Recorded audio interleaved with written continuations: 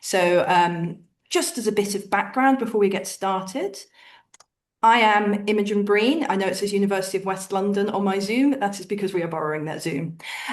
So I'm the Events and Communications Officer at the World Access for Higher Education Network. And I'm based in Ruskin College, Oxford, which is part of the University of West London. We are a global organisation dedicated to advancing equity, access, and success within higher education, with the belief that everyone, no matter their background and life experiences, should be able to benefit from participation in higher education. And I would like to welcome and pass over to our chair for today. That is Martin Webster, who's the director of NEON. Hello, thank you, Imogen. So yes, I'm the director of a network in the UK of widening access professionals. Some schools, colleges are part of our network. Some charities are part of our network as well. Yeah, and we focus on supporting our members to widen access to higher education. I also sit on the steering group of the World Access to Higher Education Network. So welcome to everyone. We are hoping, he says, just checking, that we will have two presentations today. We're just waiting on one of the speakers to arrive. We were expecting three. Unfortunately, there's some power problems over, I think in America, the gentleman is based at the University of Illinois, and so he's now not able to join us. But we've got two very interesting presentations. And first of all, let me introduce Tahera Mayat and Susan Darlington from Go Higher West Yorkshire. Which I'm sure they'll explain what Go Higher West Yorkshire is. They will be speaking about collaborating on student support and e-learning for HE staff to support disabled students. What I've said to the presenters is that we'll have both presentations first of all, and then we'll take questions together at the end. So I hope that's okay with everyone. So I don't know who's starting. Tahera, Susan? I should pass over I'll to be you. starting, thank you. I'll just start by sharing my screen and so you can see my slides first of all. Our slides, I should say. There we go. Great. So yeah, thanks Martin for that introduction and thanks Imogen for the opportunity for us to kind of present today. We'll kind of start off with introductions and just kind of expand a bit more on that. So I'm Tahera. I work as Collaborative Outreach Officer for Go Higher West Yorkshire for the past 4 years, and I'm also here with my colleague Susan Darlington, who'll just quickly introduce herself. Hi, I'm Susan Darlington. I'm the Partnership Assistant at Go Higher West Yorkshire. I've been with the team about 7 years, and my role crosses access, success. It covers many different areas, but I work closely with Tahera in many areas. Great, thanks, Susan. So yeah, as Martin said, we are here today to talk about our e-learning for higher education staff, which is all about collaboration as a partnership. So obviously, I'm going to start off by talking about who we are as an organisation. I'll also kind of talk about the context of disabled students in higher education, a bit of background to the e-learning and kind of how it came about. We also wanted to kind of focus on some good practice in relation to partnership working because we are a collaborative partnership and we feel that kind of element of partnership working often gets overlooked. So we kind of wanted to kind of focus on the benefits of that.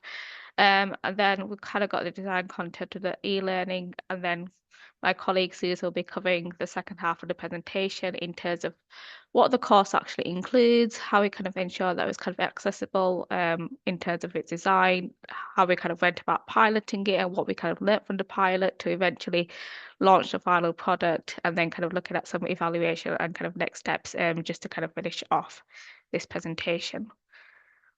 So who are Go Higher West Yorkshire? So we are a partnership of 13 higher education providers, focusing on access and success to higher education, and we kind of really have that focus of West Yorkshire in the north of England. I don't really have to normally say the north of England, but I'm aware this is a global seminar, so I just thought I'd kind of mention that.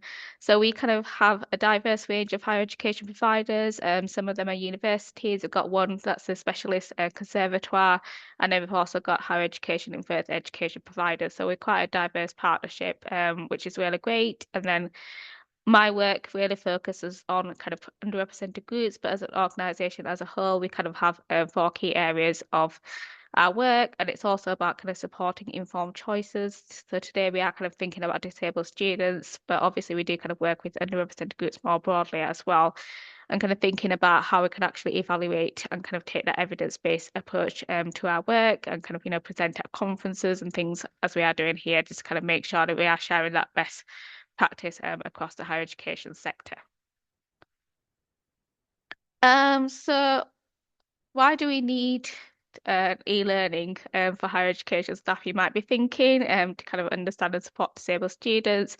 So it's really great that in recent years we've seen this growth in disabled students accessing higher education. But what we want to do is ensure that once they're in higher education, they actually succeed and then don't actually, you know, transition through the different stages and they don't actually drop out due to kind of lack of support from higher education staff and lack of awareness and confidence from the staff that are kind of supporting them. And that kind of comes through in many kind of surveys, such as the National Student Satisfaction Survey, where disabled students have kind of commented on the fact that they kind of have this lower satisfaction and this kind of lack of sense of belonging just because the support mechanisms aren't there. They might be there from the disability services team, but they're not there from student-facing staff in the higher education institution more generally. And that's kind of one of the reasons why we kind of came up with this e-learning and why we kind of wanted to kind of address that issue. Another challenge is the educational outcomes. So, you know, we kind of find that disabled students kind of face many issues, such as having to kind of tell multiple people, you know, what the kind of support they needed, and kind of having to kind of, you know, face kind of challenges that, you know, additional challenges that other students might not have, such as kind of, you know, having to book taxis to kind of get to places or things like that, depending on their specific disability as well.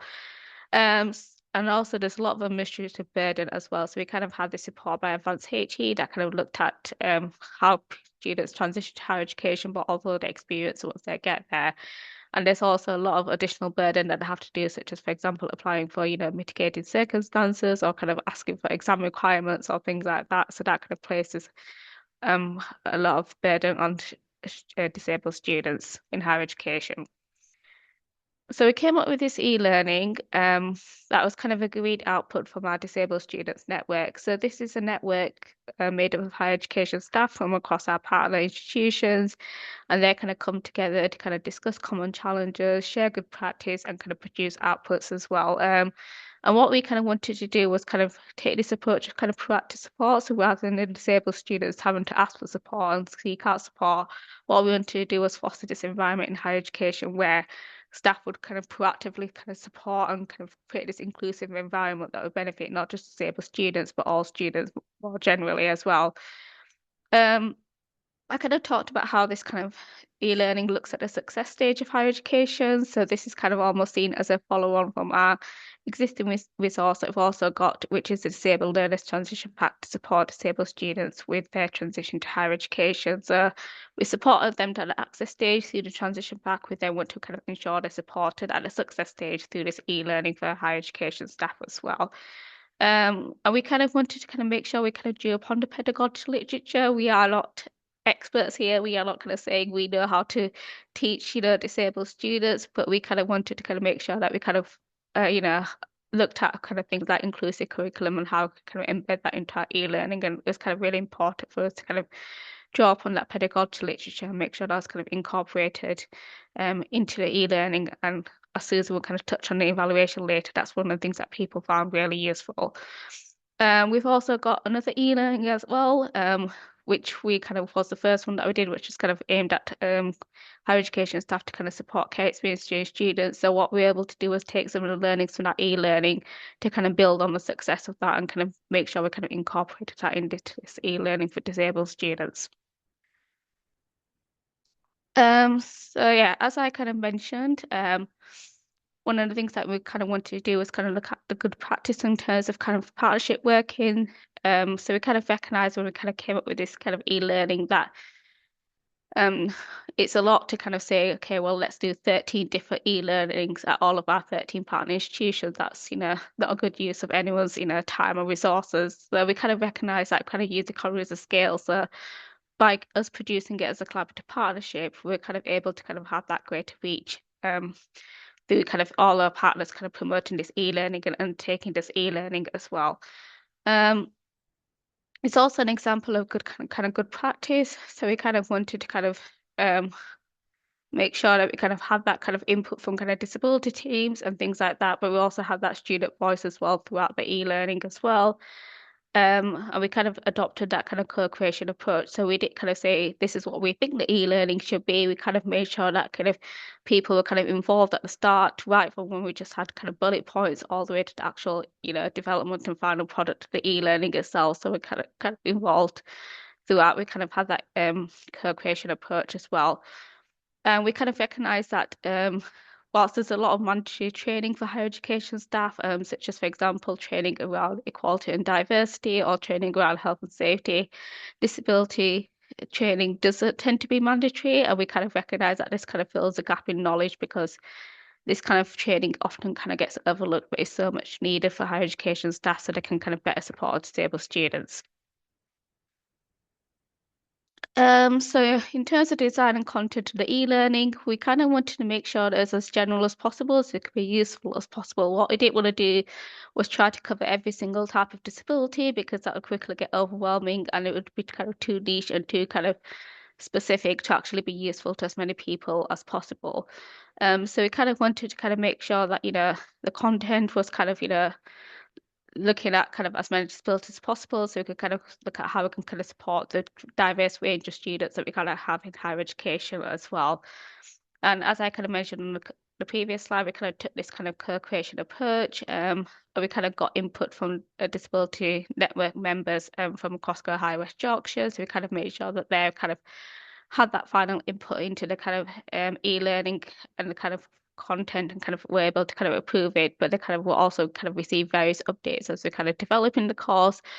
So we kind of, had their kind of input in terms of what their thoughts should be in the e-learning, whilst recognizing that was aimed at disability services staff. It was kind of aimed at higher education student-facing staff more generally.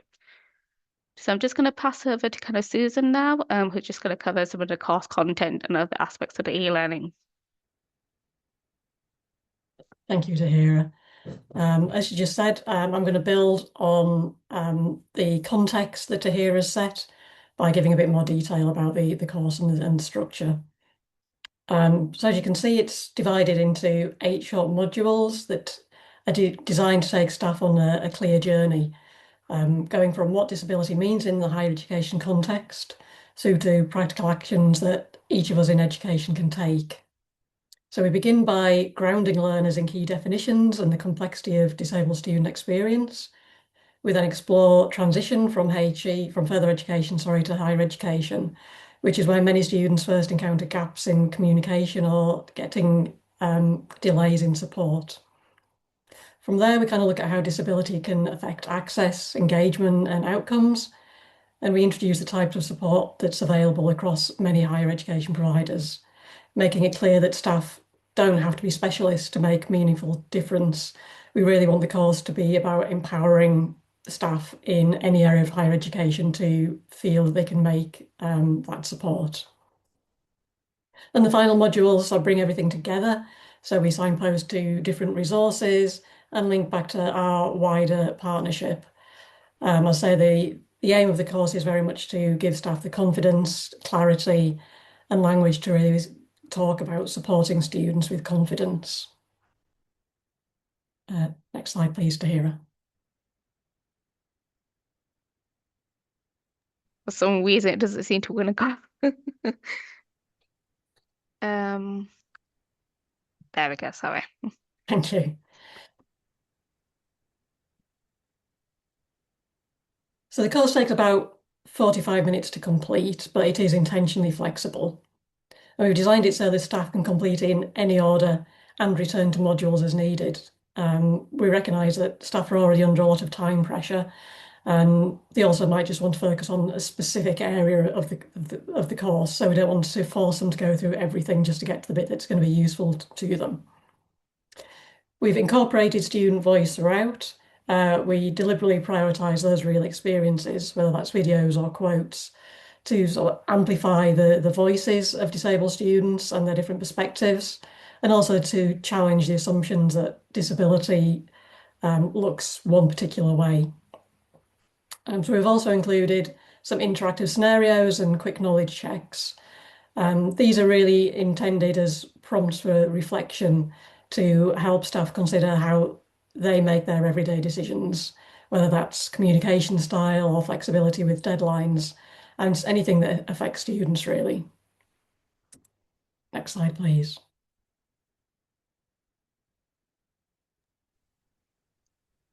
Sorry, I don't know what's happening. It doesn't seem to let me go on. There we go. Thank you. So we made sure that accessibility was built into the design of this learning right from the very start.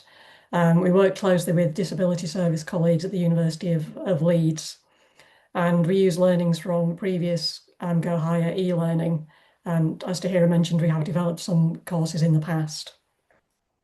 And based on that, some of the changes we made were simplified navigation, reduced mouse clicks, using an off-white background to reduce visual fatigue.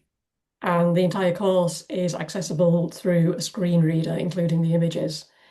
We didn't want to produce a course about accessibility that itself wasn't accessible, but of course these are all good practice things that we should be doing across any piece of work these days. Next slide, please. Thank you. So we piloted the course in August of 2024 with colleagues across our 13 higher education providers. I think overall the feedback was extremely positive. You can see there that staff felt the tone was right, that the course filled a real gap in existing training. There were also some really useful suggestions, including around greater interactivity, more examples of specific disabilities, and refreshed images.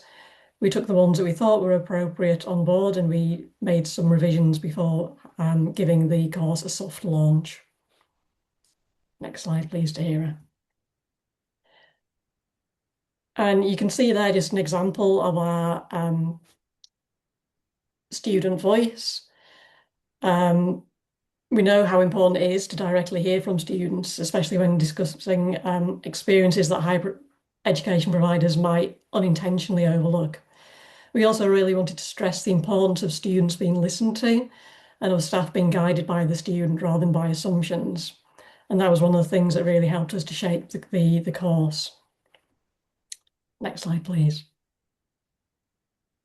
Yeah, and here's just an example of one of our knowledge check activities.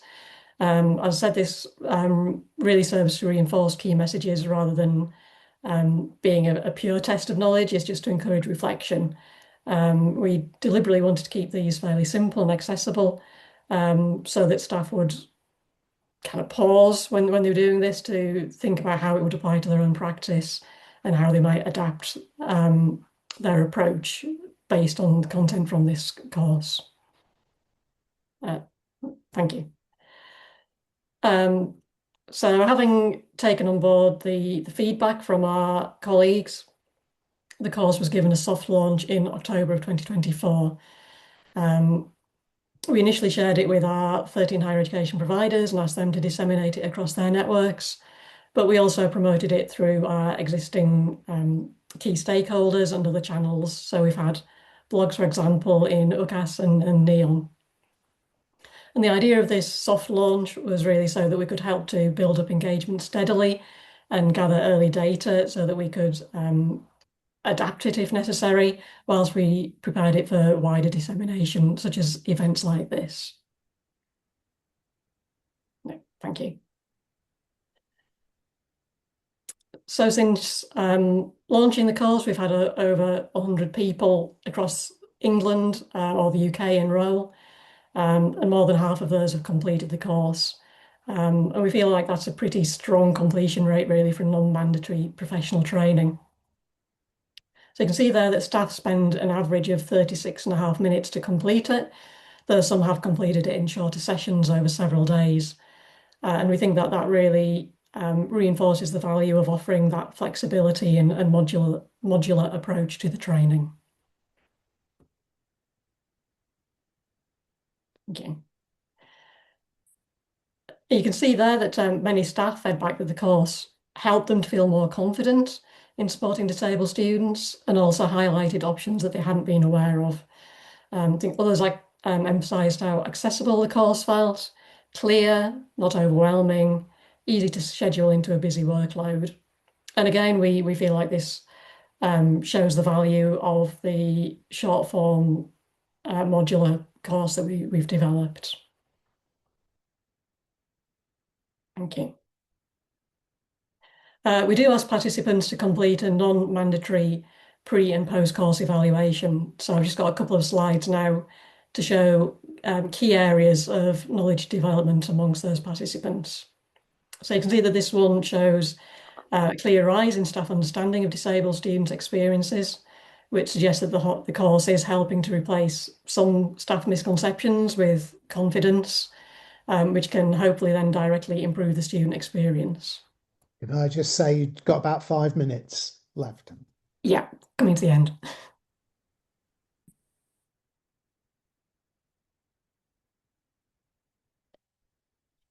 Yeah, and this slide here also shows an increase in confidence from just under 6 to just over 9 out of 10.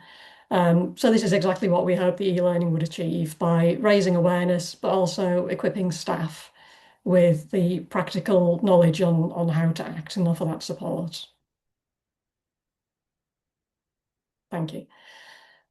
So looking ahead, we'll continue to promote the course and to evaluate its impact. We're planning on updating it annually. In fact, a review has just been undertaken. That's something to ensure that it remains accurate and relevant, especially around statistics, figures, and any changes within the sector that we need to reflect. And for those of you who are listening, we've just got 3 really simple asks there. Would really encourage you to complete the e-learning if you haven't, and send us your feedback and your thoughts, to share it with your colleagues across your institutions, and also to explore our other resources. We've got things like a disabled student learner transition pack and 1 in 5 podcast, which is developed by disabled students.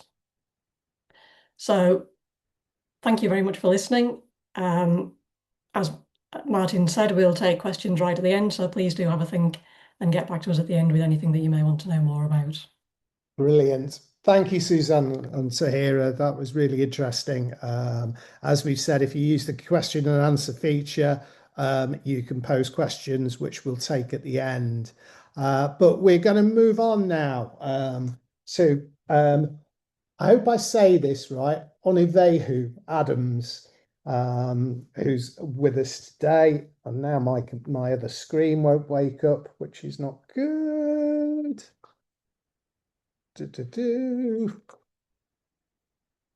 Are you there, Onivehu? I know you were there before. I saw you.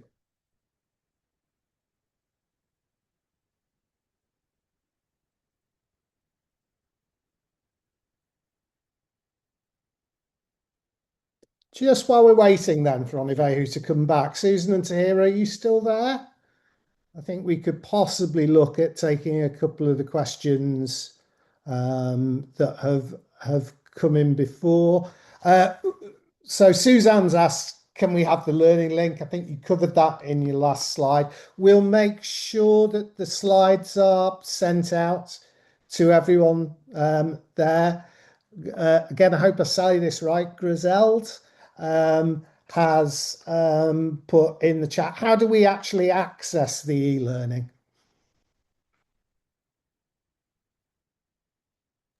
So I presume that I'm just sorry. I'm just going to put a link in the chat here, but it's embedded within our website. So we do ask people to register to access it. It is free. And we really encourage people to sign in purely so we can see those statistics to just see how widely it is used. Okay. Sheila's put, thank you for the presentation. Interesting that it is non-mandatory. Is this something that may happen? Do you think any of the institutions will make it mandatory? Yeah, I kind of recognize that like disability kind of e-learning as with like, equality and diversity e-learning, you're always going to get the people that are interested in supporting those students actually kind of undertaking it. And I kind of recognize that unless you kind of make it mandatory, you're not going to have everyone complete it. But as far as I'm aware, we've not had that conversation about, making it mandatory or not. We kind of want people who actually do want to kind of undertake that e-learning, to actually undertake it. And I think that's why we've had such high completion rates. As kind of Susan mentioned in the presentation, and we kind of had a lot of people kind of really engage with the e-learning. So yeah. Okay. And I just have a couple of questions, which are mainly about the evaluation of the course. Are you making any attempt to evaluate the long-term impact maybe on people's pedagogy and teaching practice? We're not at the moment. At the moment, we've just got the pre and post evaluation. Currently, it is about a year old, the evaluation. So if we are kind of starting to think about longer term impact, it might be that we kind of follow up with people that have completed the e-learning, but it is kind of anonymous evaluation. So there is limited kind of scope to perhaps do that. We might just need to recognise, go out to our partners and kind of ask that specifically within our partners who've maybe undertaken the e-learning, kind of take more of a targeted approach to kind of look at longer term impact because we kind of wanted to keep the evaluation anonymous so people would be quite honest and transparent when completing it. So we're just kind of trying to find that balance between, yeah. Okay, and then we've got another question in the Q&A from Jackie, it's more of a comment, I think, but be interesting to get your thoughts. She's put, it would be great for this to be adopted by teacher training bodies. I mean, I suppose the first thing is, do you think it would be relevant to teachers in secondary schools? Do you think it's transposable? Is that something maybe you're looking at as well within your partnership? Or is it, do you feel it's more relevant to just HE staff? We Yeah. designed it, sorry to hear it, we have designed it for HE staff, but we do think there's a lot of content in there which would definitely be applicable to further education. Obviously, there are language changes, certainly in England, the UK, around transitioning from school or college to higher education. And I think if people in schools were advising students of that at an earlier stage, it would definitely help with that transition. So while we haven't necessarily explored specifically targeting schools with it, that's something where there is potential, definitely, and we're always interested in hearing this feedback on where we think there's value to it. Do you have anything to add to that, Tahera? Yeah, thanks, Susan. Yeah, like you said, it's a non-linear kind of e-learning. So we kind of recognise that there'll be some aspects of the e-learning, such as definition of disability, what kind of challenges students face, what kind of, how we can kind of make our practice more inclusive in terms of teaching and things like that. So that stuff will be kind of relevant regardless of whether there's teaching in schools or teaching in higher education. It'll just be the more specific stuff around disabled students allowance that will only be applicable to higher education environment. But if they're kind of advising students, and like Susan said, it's also relevant for them as well to know about that. Okay, that's great. So, Onivehu, are you there?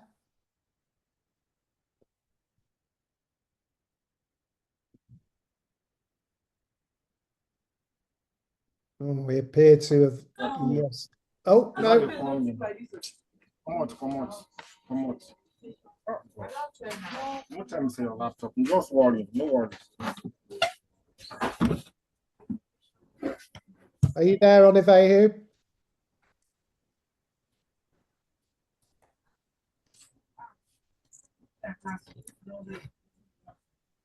We just seem to be having a few technical problems.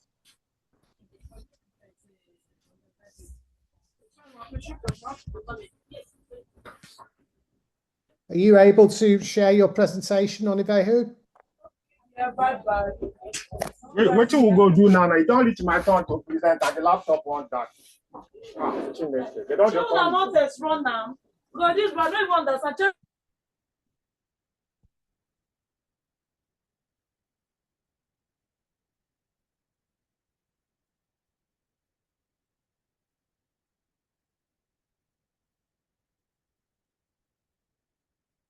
Okay, I think we're able to share your presentation from our end, Onivehu, if you're able to come onto the microphone and camera.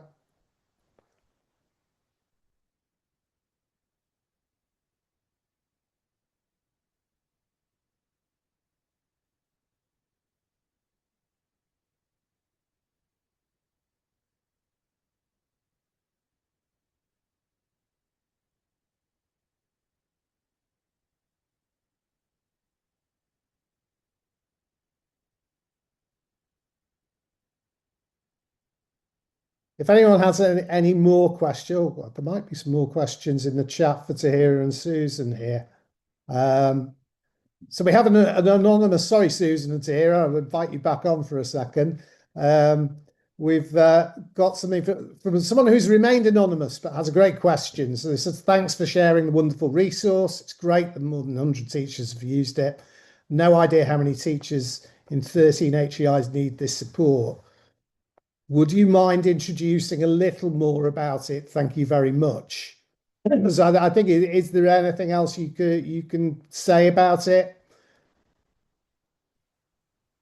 Yeah, that's a good question. I know kind of Susan was only able to kind of touch very briefly on the kind of evaluation and the feedback, but I think a lot of the feedback that we've kind of got has been that it's made people kind of look at their teaching differently because it's made them recognize they don't need to be an expert in disabled students or disabilities in order to kind of support those students. They could be guided by the students. And that was one of the things that we wanted people to kind of take away from the e-learning, that you don't need to be an expert to kind of support these students. If you can be guided by them, if you can kind of take that inclusive approach, then, you are doing the kind of right thing. And we kind of wanted to make sure that, it wasn't just left to disability services team to kind of support these students, that actually we took that holistic approach across the HE institutions as well. So I don't know if that's answered the question, if Susan has anything to add.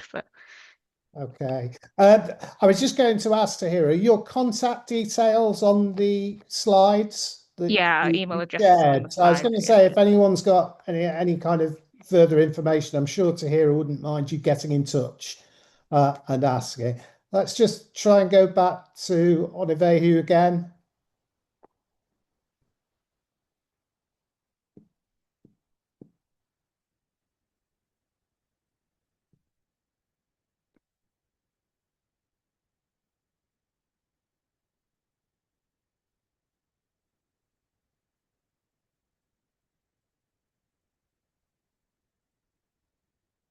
Okay, Onivehu, we can see your presentation. I don't know if you're able to speak to it. I can see you're having some problems there.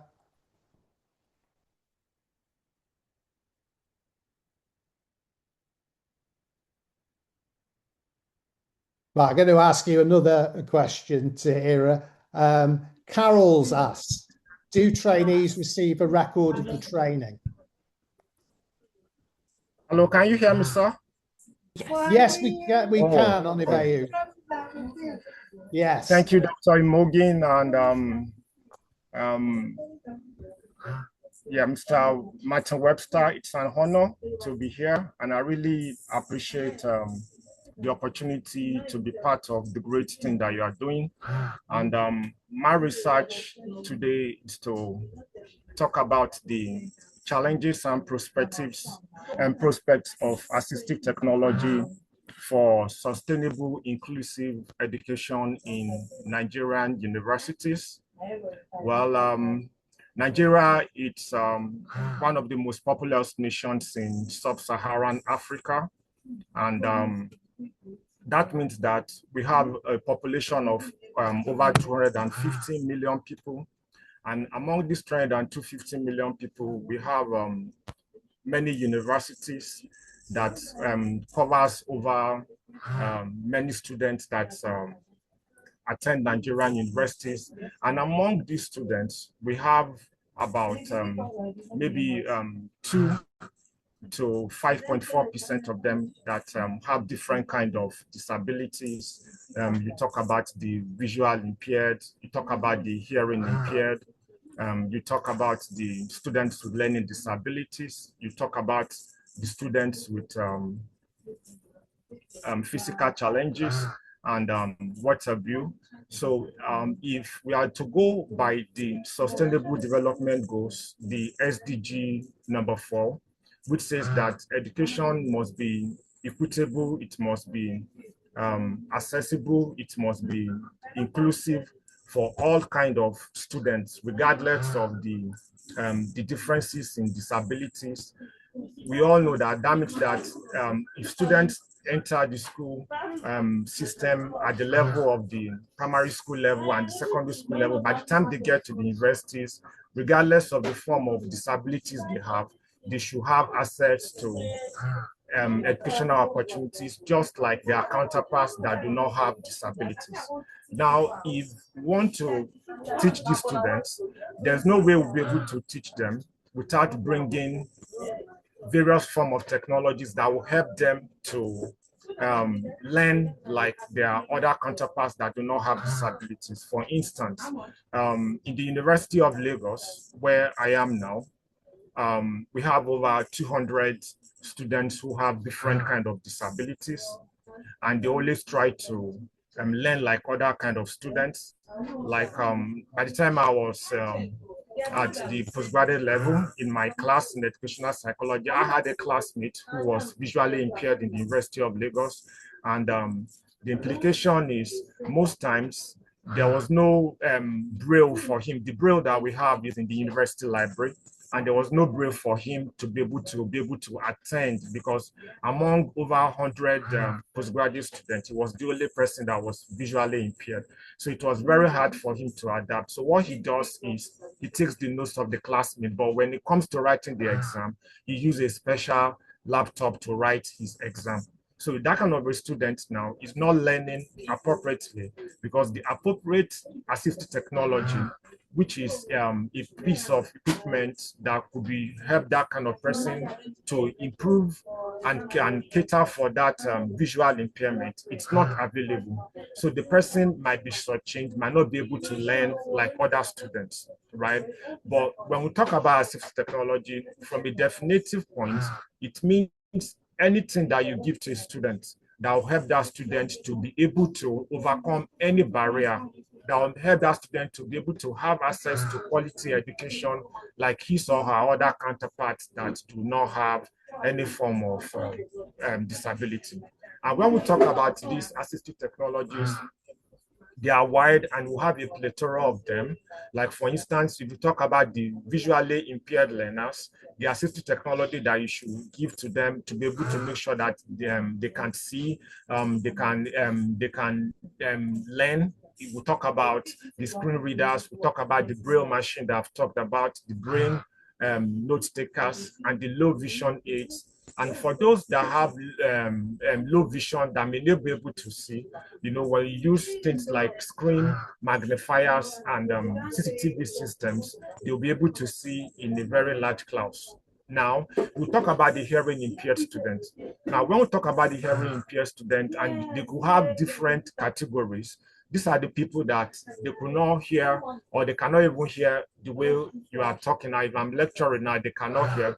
So what we normally do in the Nigerian educational system is that the sign interpreters are employed to go along to the class with these students. So as the lecturer is lecturing and the students who do not have hearing impairment, they are listening, the sign interpreter will be signing to the student so that the student can hear what the lecturer is saying. But what now happens when the sign interpreter is not available? Then we'll talk about assistive technologies such as the real-time capturing software that could translate or transcribe the lectures instantly so that the students can be hearing it. And we have the FM systems that will amplify what the lecturer is saying so that the students can hear it directly in the hearing aid that is connected to the ear. Then we have various kind of devices that we use to interpret. Now, what about the students that have learning disabilities, which is kind of the most commonest form of disability? Because if somebody is visually impaired or has hearing impairment, it will be very glaring, you will know. But a lot of students in the Nigerian university system, they have learning disabilities. And you cannot really know that they have this form of disabilities. But to help them, it's assistive technology that we use. It's something like the text-to-speech software that will help them to read out their textbooks and assignments. Then if you give them graphic organizers now, they'll be able to help with their planning, and they will comprehend challenge learners. You know, these are the kind of people that you give the wheelchairs, and whether it's automatic or the manually drawn one that they have their walking sticks, they could use it to move around. These kind of people now, you could give them eye tracking devices that will enable their hand-free computer control. You could give them like they might not be able to use the kind of laptop that you and I use on a daily basis, but you can give them adaptive keyboards and other adaptive ICT devices that will help them to cater for their mobility challenges. And you can also help them to use speak recognition software that will help them to dictate what they want to listen to. And if students have intellectual disabilities, we can use touch screens that will help them to explore their expression. So these are based on the study I did, because in Nigeria, a lot of researchers have actually written so much about assistive technology. I myself and my colleagues who've carried out a lot of studies on assistive technology. But what I found out after doing my literature reviews, that there's no study that actually synthesized and carried out a content analysis based on studies that were carried out in the Nigerian setting from for this longitudinal time of 10 years from 2015 to 2025. So what I did is I looked at studies that have been published by using secondary sources, and I was able to look at the trends, and I looked at the prospects and these challenges that we could see from different assistive technology. And this kind of study is important because 20 researchers could do different studies, but if their studies is not critically synthesized and maybe brought together to give a snapshot of what's available, we will not be able to drive policy, we will not be able to do implementation. For instance, now the stakeholders in the University of Lagos now maybe wish to quickly know what are the form of assistive technologies to provide and how they will now train lecturers to be able to use them. If they are not aware of the prospects and the challenges, they will not know what to do. So based on the findings, I found out that number one, assistive technology leads to improved academic performance for students. And the reason why it's so is because it will have students to be able to tailor their learning experiences to their own personal needs. For instance, it's not the way a learning disabled student now will learn that somebody that does not have learning disability will learn. It's not the way somebody that is visually impaired will learn that somebody that has maybe autism will learn. But these assistive technologies help students to learn at their own pace, and it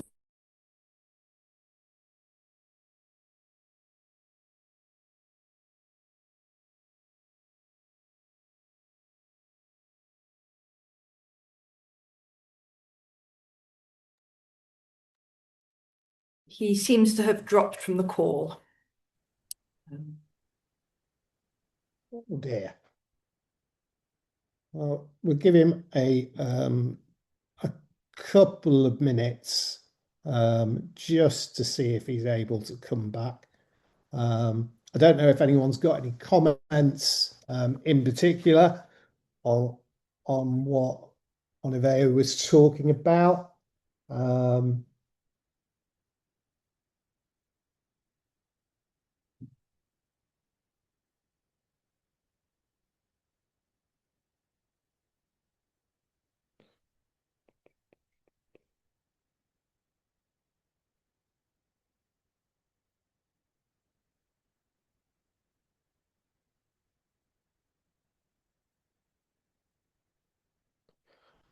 Susan, I can see you're typing an answer to a question in the chat from Paula. I don't know whether you want to come online and answer it rather than typing it. So you might be near the end, but maybe other people would be interested in hearing the answer as well, just while we're waiting to see if Onivehu makes it back in.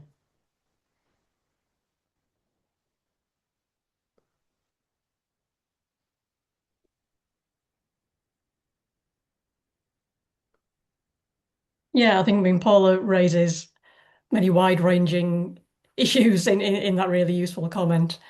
So I don't think everything that's explored there can really be addressed directly in the e-learning that we're developing. But what I was typing in there is really that many of our providers offer things like contextual admissions, which so consider an individual's background, which could include things like mental health and estrangement, but also that many engage in outreach work. I mean, certainly Go Higher does, and our partners do, that often target groups that are underrepresented in HE. So that's an area that we are continuing to work on as an organisation and as individual partners.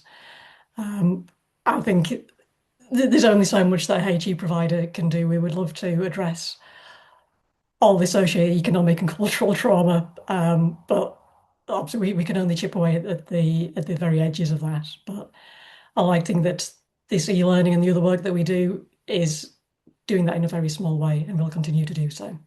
I don't know if that answers your question, Paula, but hopefully it touches on it in some way. Okay, yeah, I think that's great. I mean, it's probably worth saying that Go Higher West Yorkshire is part of a large project across England called UniConnect, which now, Susan, you can shout at me if I get this wrong. There's 28 local partnerships in total. I think it's 29, is that right? 29. Yeah. See, I knew I'd get it wrong. So there's 29 local partnerships, which are all based in different regions of England, who are all doing a similar kind of work. I would say the bulk of their work is outreach to people before they enter higher education. But obviously, on this particular case, we've got an example of where the Uni Connects are supporting the universities with students who are actually in HE at the moment. And like I say, it's an England specific partnership, although there are partnerships in other nations of the UK, in Wales and Scotland and Northern Ireland. Excellent. We've got a couple of hands up in the chat, so I can, if we start with Jonathan, I'll click allow to talk. You can just ask the question.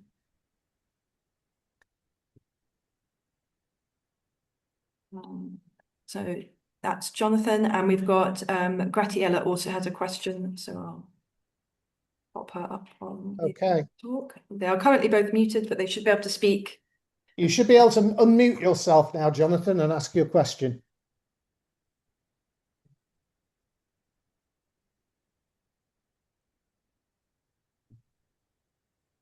Or Gratiella, if you can unmute.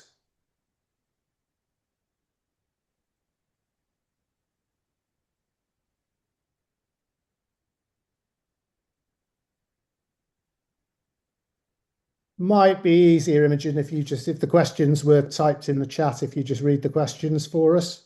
Yes, so we've got a question from Jackie. Does your network identify using the same terminology for student support functions across both higher education, further education, etc.? Oh. So yeah, from Jackie, are we using consistent terminology across educational systems? Yeah, I think that's one of the things that we kind of touch on in the e-learning, the fact that we kind of have education healthcare plans, for example, being used in schools, and then when you get to higher education, it's it's like personal adjustment plans or something totally different. So there is kind of differences in terminology in terms of what is used kind of in higher education versus in further education. We do kind of recognize that differences in terminology. I think sometimes people can kind of get so bogged down in terminology that kind of kind of forget that we're supposed to be supporting the students. It doesn't matter whether you call them learners or students, or whether you kind of talk about EHCP or education healthcare plans or disabled students allowance, as long as they kind of make sure that the student is supported. I think taking that student-centered approach is kind of what's most important. But we do kind of touch on that terminology and recognise the differences in terms being used.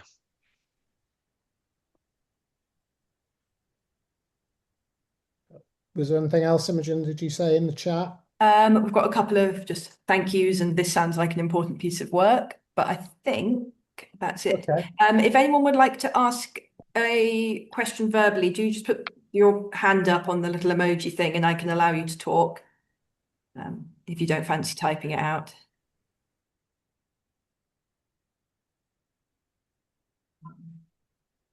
Okay, well, I did have a question, if I can sneak in with yes, a you question. can. So I was sort of building on the earlier question from Paula about we've got these increasing numbers of disabled students in higher education over the last few years. How much of that do you think is down to a better diagnostic system? And how much is it due to, in the last 10 years or so, there have been massive changes, particularly in the British schooling system, to improve inclusivity and so that improve access at a schooling level to sort of higher education, be that A levels, be that vocational skills. At what point, where do you think the change is coming from? Is it the same number of students who previously were having to just struggle by themselves without the support and they weren't getting it? Or is it that because support has increased in earlier educational stages, people who previously weren't able to access higher education are now being given the chance, and now we're seeing them appear at universities? Tahera, do you want to have a go at that? Yeah, that's a good question, Imogen. I think I kind of don't see it as a diagnostic thing. I think one of the things that we kind of want to kind of highlight is that you don't need this official diagnosis to kind of receive support in higher education. And I think that's, really important. But I do kind of recognize that, people might have an increase in awareness of the fact that they kind of have, something like ADHD, what kind of, they might be able to kind of develop tools to kind of, help with their learning and things like that. They might get more support with that. So it might be that increasing self-awareness of, yes, actually, I can, go to higher education because now I've kind of got the coping mechanisms in place or whatever support they need in place to actually be able to kind of succeed in higher education. But I don't think it's kind of anything, I don't necessarily think it's an increase in the number of disabled students. I think it's just more like increased kind of self-awareness. Yeah. I think it's probably worth saying as well that post-COVID in the UK, we've found there's an increasing number of students suffering from mental health difficulties who come through, who are needing to access support services as well. Which, I would probably assume is similar to other countries as well. To doing. Obviously, the COVID generation had a big disruption to their and the students who were at HE to their education. Everyone suffered a disruption, didn't they? But for the younger people who were at that very much developmental stage, I think the impact has been greater, and so has caused more issues for support for them. Do you agree with that, Tahera? Yeah, I think so. And Susan, did you want to come in as well in that? Yeah, I mean, I was just going to build on what you were saying, really, in terms of I think that what you say is true, but I also think that there is that reduction of stigma, I think, in people identifying now as being disabled, and the number of mature students or people who are slightly older who are now seeking diagnosis shows that it's not a new problem. It was always there, but I think, as Tahera said, it's people being more willing, I think, to come forward now and to accept the diagnosis or to realise that support is there to seek it out rather than struggling. Okay, that's great. Yeah, I'm sure that's the case. I think that's a really good point. I know, being the father of someone who's disabled, I know what a battle it can be for them to navigate the education system, and particularly pre-entry, get the right support. I think in terms of university participation, we haven't seen huge leaps of numbers of people with diagnoses coming in. But as I said, we are seeing increases in certain conditions, particularly mental health difficulties. So that support's crucial. So I'd really urge you to, when you get the link through, to access Go Higher West Yorkshire's materials and have a look and see. Obviously, they will be England specific in one way, but I'm sure there's a lot of it that's applicable right across the piece here. So I'd like to thank all our speakers today, particularly Susan and Tahera, who've managed to step in very well while we had some technical difficulties, and seem to have been able to answer the majority of the questions. So thank you very much indeed, the two of you.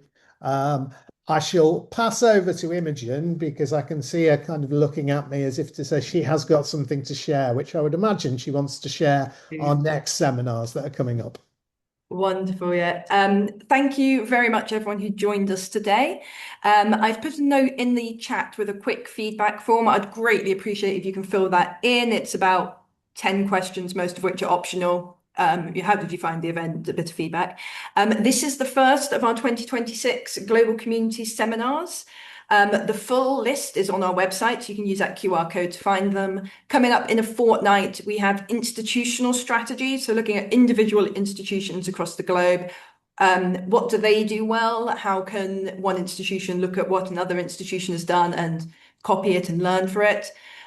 We've got global perspectives on lifelong learning, so not just a university degree. How do we help people continue learning and developing through their life? We've got global approaches to various types of innovation and equity. What technology are people using at higher ed? How are they changing what a university might even look like? We've got a talk about the design of a campus. How can you make it accessible and less imposing to students?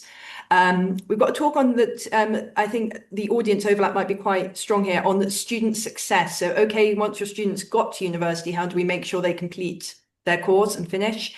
And finally, at the end of March, we've got governmental policy for inclusive. How can we actually discuss changing policies and the law even to do this?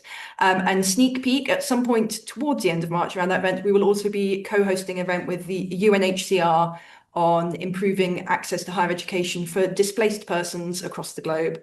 More information to come. Do keep an eye out on social media for that one. Thank you very much. I'll stop sharing my screen. Okay, so thank you, everyone. Do have a good rest of your day, a good rest of your morning if you're somewhere in the world where it's still morning. For us in the UK, it's now afternoon.